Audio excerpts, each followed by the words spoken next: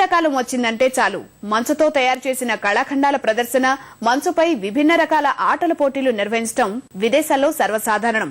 గడ్డకట్టుకుపోయిన మంచు అందుబాటులో లేని ప్రాంతాల ప్రజలు వాటిని చూసి తమకు అవకాశం లేదని నిట్టూర్చడం సాధారణమే. కానీ సహజ సిద్ధంగా మంచు లేకపోయినా మేము మంచు చల్లదనాన్ని ప్రజలకు అందిస్తామంటూ వినూత్నంగా ఆలోచించి సఫలమైంది చైనా. మరి అది ఎలా సాధ్యమైందో మనం చూద్దాం.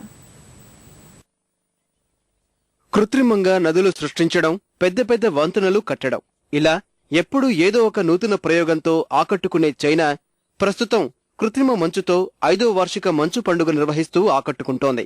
చైనా జాతీయ స్టేడియంగా పేరున్న పక్షిగూడు స్టేడియం వేదికగా మంచు పండుగ నిర్వహించి ఆహూతులను అలరిస్తోంది. సహజ సిద్ధంగా ఏర్పడిన మంచు లేకపోవడంతో పండుగ నిర్వాహకులు 30 సెంటీమీటర్ల మేర నేలపై కృత్రిమ మంచును ఏర్పాటు చేశారు. స్టేడియం అంతటా మంచు పరిచి ఆటస్థలంగా మార్చివేశారు. ఇంకేముంది, తెల్లని దుప్పటిలా ఉన్న ఆ మంచు ఆటస్థలంపై చిన్నారులు కేరింతలు కొడుతూ ఆడుకుంటున్నారు.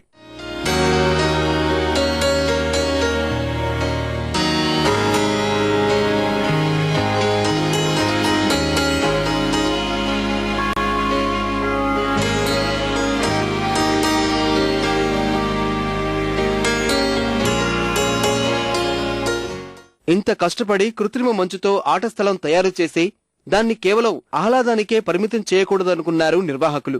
చైనా సంస్కృతి సంప్రదాయాలను నేటి పిల్లలకు ఈ మంచు పండుగ ద్వారా తెలియజెప్పాలనుకున్నారు. దీనికోసం స్టేడియంలో 25,000 చదరపు అడుగుల స్థలాన్ని పురాతన చైనా నగరంగా తయారు చేశారు.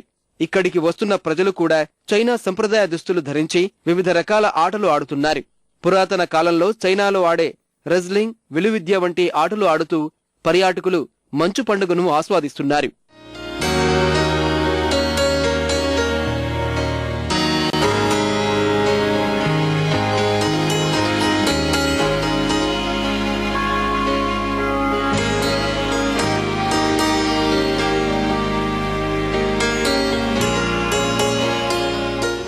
ఫిబ్రవరి 23 వరకు కొనసాగే ఈ మంచు పండుగ స్థానిక ప్రజలను, పర్యాటకులను విశేషంగా ఆకట్టుకుంటోంది.